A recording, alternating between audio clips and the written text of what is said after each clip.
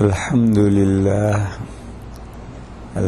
لله وكفى وسلام على عباده الذين اصطفى أما بعد فإن أصدق الحديث كتاب الله وخير الهدي هدي محمد صلى الله تعالى عليه وسلم وخير الأمور عوازمها وشر الأمور محدثاتها وكل محدثة بدعة وكل بدعة ضلالة وكل ضلالة في النار۔ بزرگوں اور بھائیوں، نبی پاک صلی اللہ تعالی علیہ وسلم جمعہ کے خطبے میں اکثر و بیشتر یہ 4 مضامین بیان کیا کرتے تھے، 4 باتیں بیان کرتے تھے۔ ہر جمعہ کے پہلے خطبے کے شروع میں یہ 4 باتیں حضور بیان ہمیشہ کیا کرتے تھے۔ بہت کم ایسا ہوتا تھا کہ یہ 4 باتیں بیان نہ کریں۔ اس سے آپ ان 4 باتوں کی اہمیت کا اندازہ لگا سکتے ہیں کہ یہ 4 باتیں کتنی اہم ہیں۔ پہلی بات، دنیا میں کتابیں بے حساب ہیں، بے شمار ہیں، ان گنت ہیں، کتابیں شمار نہ کر سکے اتنی کتابیں ہیں۔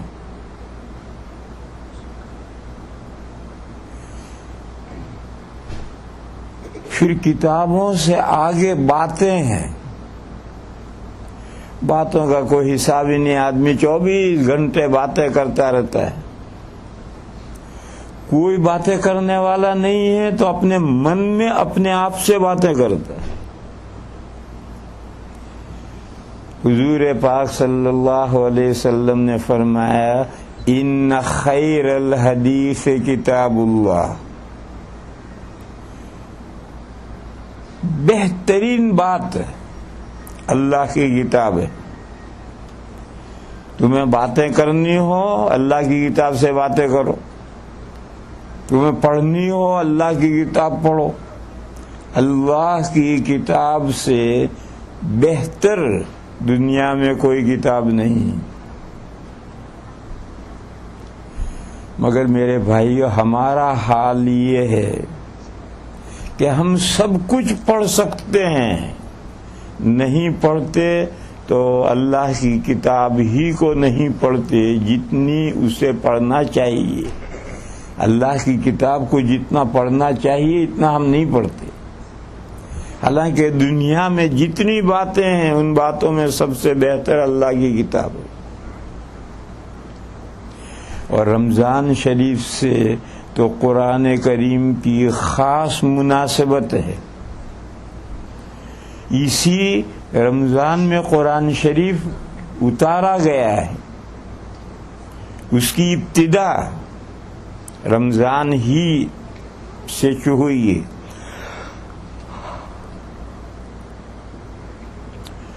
اور اسی تقریب سے رمضان کے روزے فرض کیے گئے، اور اسی تقریب سے رمضان کی راتوں میں نبی پاک صلی اللہ تعالی علیہ وسلم نے تراویح کا طریقہ رائج کیا ہے، تراویح کو مسنون کیا ہے، تاکہ دن میں روزہ رکھو، رات میں اسی قرآن کریم کو پڑھو۔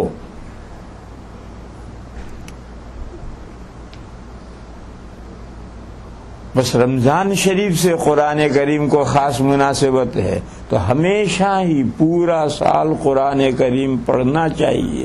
سب سے پہلے تلاوت کے ساتھ معنی سمجھو، جو دنیا کی جون سی زبان جانتے ہو اس میں ترجمے ہوئے ہیں، تو آپ جون سی زبان جانتے ہو اس زبان کے ترجموں کے ذریعے سے قرآن کریم کو سمجھو۔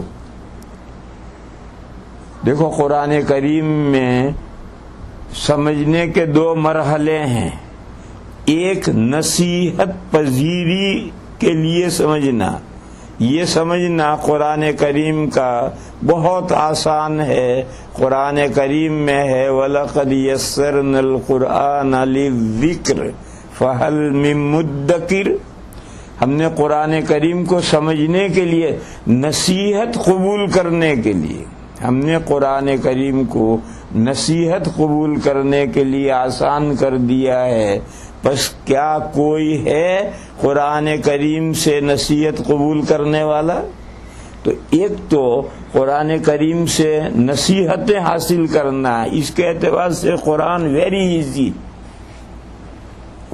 اور ایک ہے قرآن کریم کے حقائق و دقائق ہیں، قرآن کریم کی باریک باتیں، اہم باتیں ہیں، وہ قرآن کی ظاہری سطح پر نہیں ہے، وہ غور و فکر کر کے اس میں سے تہمے سے نکالنے۔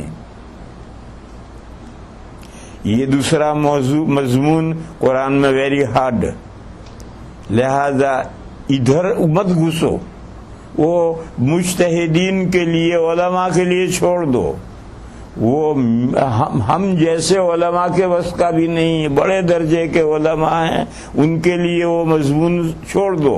اور نصیحت پذیری والا پہلو ہے، وہ ویری ایزی ہے، وہ ہر آدمی نصیحت قبول کر سکتا ہے، نصیحت حاصل کر سکتا ہے۔ اس پہلو سے قرآن پڑھو، آیت پڑھو، ترجمہ پڑھو، اللہ نے کیا ارشاد فرمایا اسے سمجھو اور اس سے عبرت حاصل کرو، نصیحت حاصل کرو، اس سے آگے مت بڑھو۔ آج کل کچھ لوگ ہیں جو حلقہ بنا کر بیٹھتے ہیں، آیت پڑھیں گے، ترجمہ پڑھیں گے، اس پر نہیں رکیں گے، پھر پوچھیں گے what your opinion. Array opinion تو وہ مجتہدین کی ہوتی، تم کون اوپینین والے ہوتے؟ یہ دو پہلو قرآن میں الگ الگ سمجھنے کے ہیں۔ ایک وَلَقَدْ يَسَّرْنَا الْقُرْآنَ لِلذِّكْرِ فَهَلْ مِن مُدَّكِرٍ، اللہ نے قرآن کو نصیحت پذیری کے لیے آسان کیا ہے، پڑھو، ہر ایک قرآن کریم کو پڑھو، ترجمہ پڑھو، اور جتنا جو کچھ اللہ نے ظاہر میں فرمایا ہے اس سے سبق حاصل کرو، نصیحت حاصل کرو، بس۔ پھر ہر آیت میں جو حقائق و دقائق ہیں اس کو مجتہدین کے لیے چھوڑ دو، اگر اس کے اندر دخل دو گے تو اندیشہ ہے کہ تم کہیں سے کہیں پہنچ جاؤ۔ بہرحال اس رمضان میں قرآن کریم کی زیادہ سے زیادہ تلاوت کرنی چاہیے، میننگ میں، معنی میں غور و فکر کرنا چاہیے، مگر نصیحت پذیری کی حد تک، حقائق و دقائق میں نہیں اترنا چاہیے عام آدمی کو۔ ایک لمبی حدیث ہے، اس لمبی حدیث میں حضور نے فرمایا ہے کہ لا تنقضی عجائبہ ولا تشبع منہ العلماء، قرآن کریم میں حیرت انگیز، حیرت زا باتیں اتنی ہیں کہ قیامت تک ختم نہیں ہوں گی، اور ان باتوں سے علماء کا پیٹ کبھی نہیں بھرے گا۔ وَلَا تَشْبَعُ مِنْهُ الْعُلَمَاء، معلوم ہوا یہ جو حیرت انگیز باتیں ہیں، عجائب ہیں، یہ علماء کے لیے ہیں، یہ ہر آدمی کے لیے نہیں ہیں، اور اس میں یہ حیرت انگیز باتیں اتنی ہیں کہ قیامت تک وہ ختم ہونے والی نہیں ہیں، اور علماء ان کے پیچھے لگے رہیں گے اور ان کا پیٹ کبھی نہیں بھرے گا ان سے۔ یہ حضرت علی کی حدیث ہے، مشکات میں ہے۔ اس حدیث سے کیا معلوم ہوا کہ قرآن کریم کے پڑھنے کے دو درجے ہیں، ایک ہے نصیحت پذیری کا درجہ، اس کے لیے ہر آدمی کے لیے قرآن آسان کر دیا گیا ہے، پڑھو، نصیحت حاصل کرو، قرآن جو کچھ کہہ رہا ہے اس پر عمل کرو، اور ایک اس کی باریکیاں اور گہرائی میں اتر کر کے حقائق و دقائق اور معارف نکالنا ہے، یہ علماء کے لیے چھوڑ دیا گیا ہے۔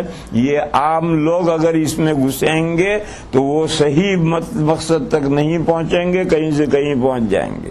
اور یہ حدیث ہے کہ علماء ان کا پیٹ ان سے نہیں بھرے گا، معلوم ہوا یہ کام علماء ہی کا ہے، وہی کریں گے، عام لوگوں کو صرف نصیحت پذیر ہونا۔ دوسری بات، خیر الہدی ہدی محمد صلی اللہ تعالی علیہ وسلم.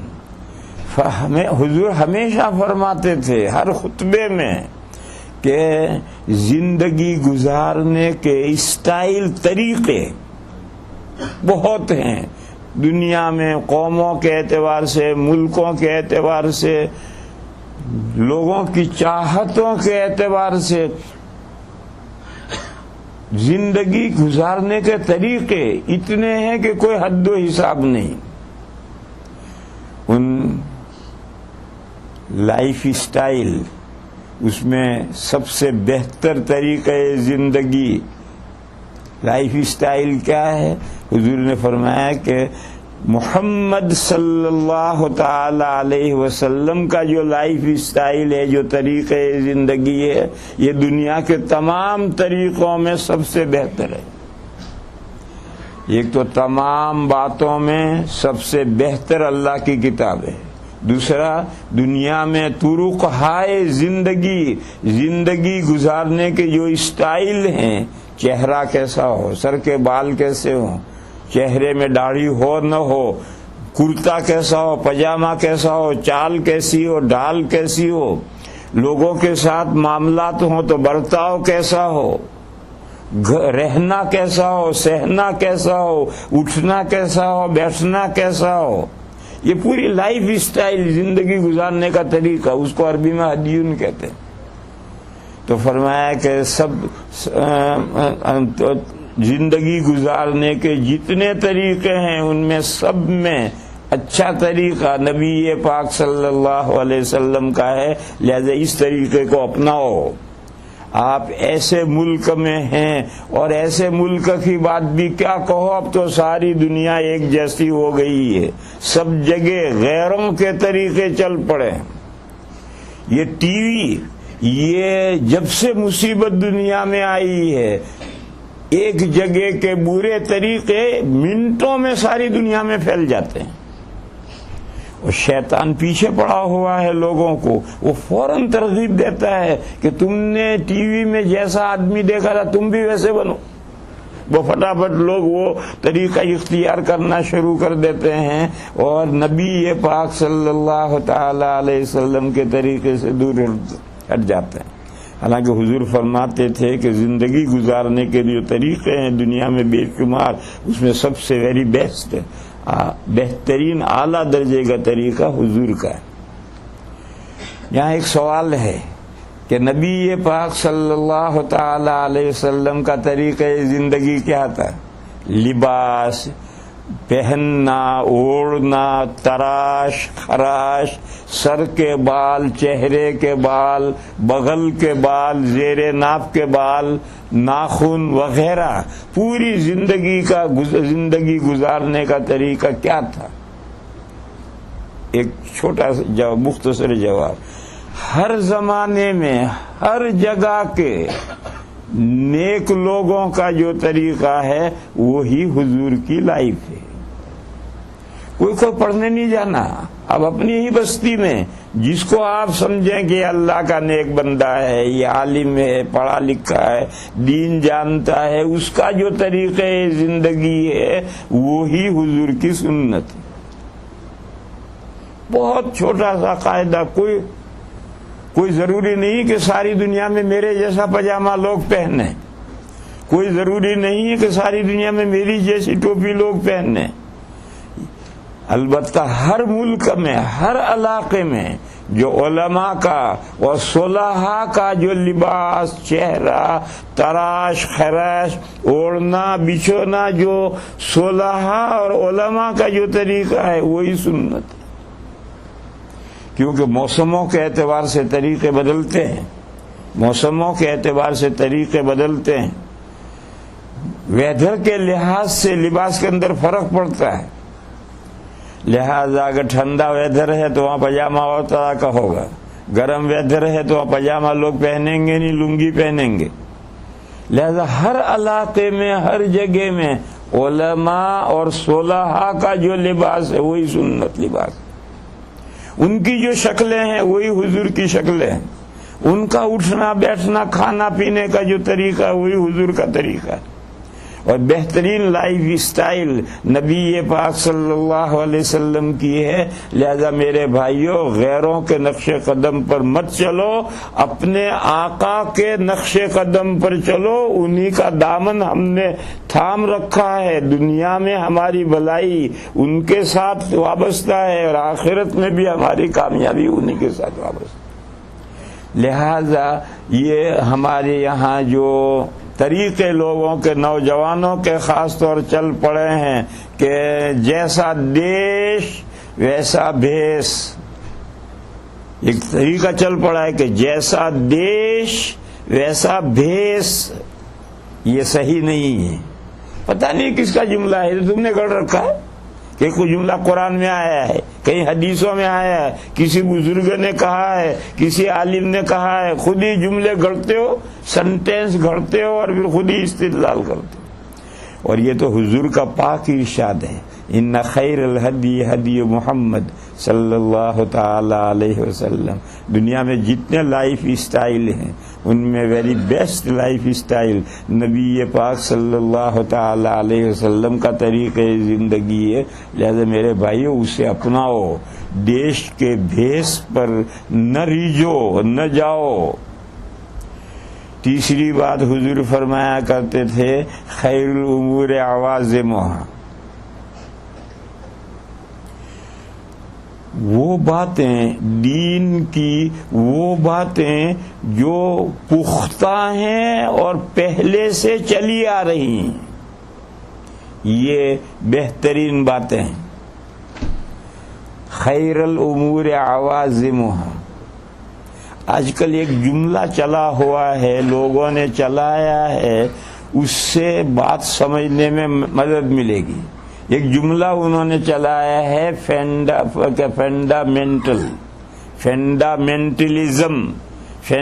فنڈامنٹلسٹ. صحیح بول رہا ہوں غلط بول رہا ہوں؟ فنڈامنٹل مجھے تو بولنا بھی نہیں آتا.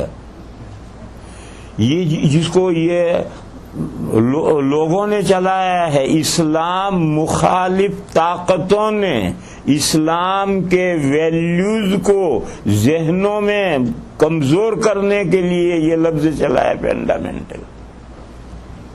میرے بھائیو اس سے شرماؤ مت. یہی جو فنڈامنٹلزم ہے یہی خیر الامور ہے.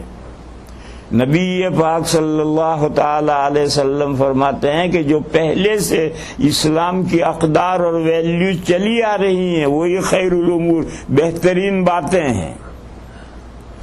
ان کو مضبوط پکڑو، ان سے نہ ہٹو، ان کے اوپر جتنا چپک سکتے ہو ان سے چپکو.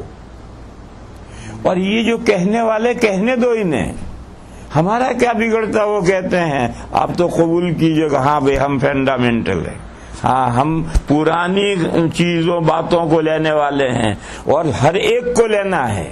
ان سے کہو تمہارا جو کرسچینٹی بگڑ گئی ہے، تمہارے جو یہودیت کا ستیہ ناش ہو گیا ہے، اس لیے ہو گیا ہے کہ تم نے اپنی قدیم باتوں کو چھوڑ دیا.